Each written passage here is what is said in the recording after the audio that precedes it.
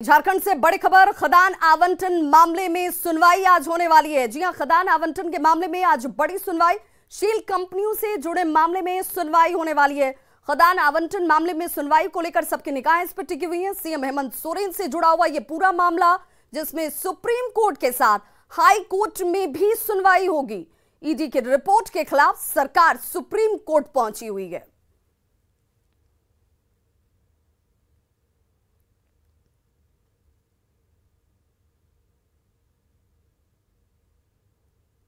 सरकार पर सुप्रीम सुनवाई का काउंटडाउन।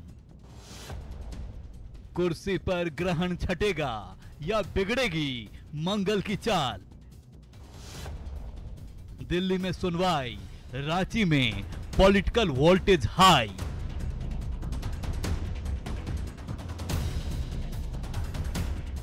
मंगलवार को सुप्रीम कोर्ट में हेमंत सोरेन से जुड़े माइनिंग लीज और शेल कंपनियों में निवेश पर सुनवाई तय है।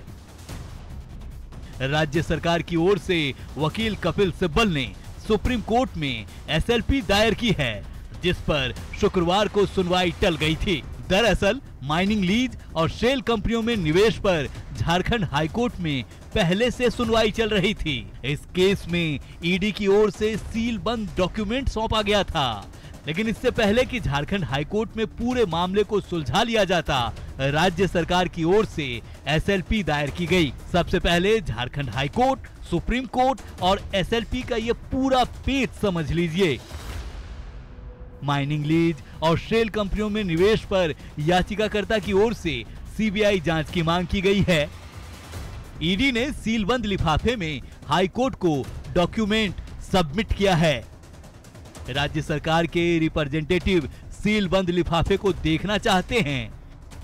राज्य सरकार की मांग को झारखंड हाईकोर्ट रिफ्यूज कर चुका है, जिसके बाद राज्य सरकार की ओर से सुप्रीम कोर्ट में एसएलपी दायर की गई। शुक्रवार को सुप्रीम कोर्ट में एसएलपी पर सुनवाई टल गई। मंगलवार को सुप्रीम कोर्ट और हाई कोर्ट में सुनवाई होगी।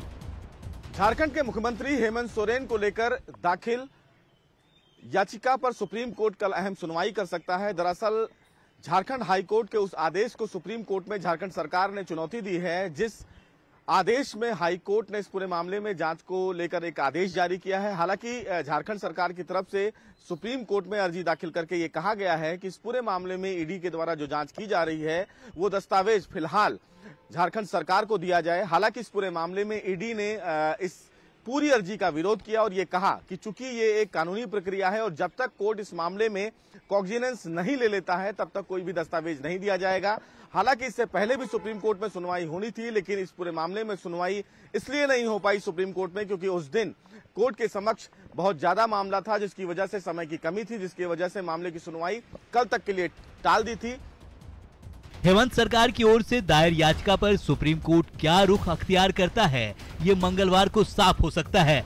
सुप्रीम कोर्ट का फैसला काफी हद तक हेमंत सरकार की स्थिरता पर असर कर सकता है। अगर पक्ष में फैसला आता है तो सरकार के लिए बड़ी राहत होगी, लेकिन अगर सुप्रीम कोर्ट से भी राहत नहीं मिलती है तो हेमंत सोरेन की मुख्यमंत्री की कुर्सी खतरे में पड़ सकती है। दिल्ली से संवाददाता सुशील पांडे की रिपोर्ट।